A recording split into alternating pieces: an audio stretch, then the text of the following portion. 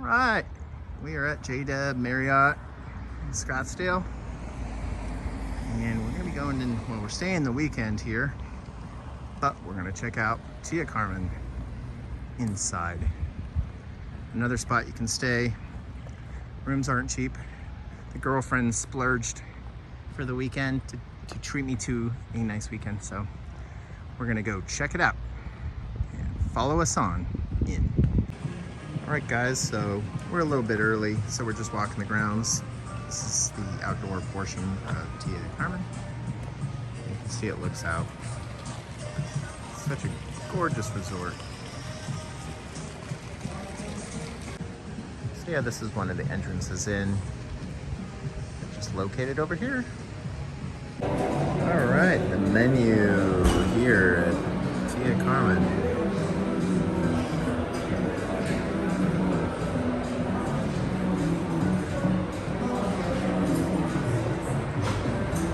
Eyeballing a lot of these things on here. And the view outside. Alright, you can see the full open kitchen over here. Very Brazilian, Argentinian steak style. And I went with the Caduceus Cellars, which is Maynard from Tools wine. And Nicole, what did you go with? It's the La Brisa from California. It's a La Brisa Pinot Noir. All right, we have the pan frito, which is a cotija cheese, serrano, and then the honey butter. They basically tell you to rip these balls apart and spread them through the butter to make the most of it. All right, would you look at that steak. Ribeye, looking good. We got it cooked medium. We got the yuca on the side. All right, so the seasoning on top is a southwestern spice wine served with bone marrow butter and aged tempuri bean mole negro. Yep. Very interesting. I mean, this place is doing some stuff outside the box. Hope you guys like it.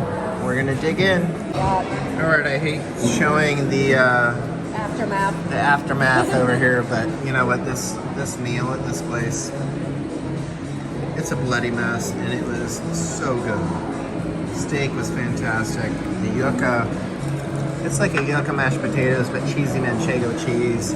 Oh my God. If you are in Phoenix and staying at the JW, definitely go to this spot. I recommend it. Nicole does too. Next time, later. All right, for dessert, we went with the blood orange sorbet. Look at that thing. Delicious.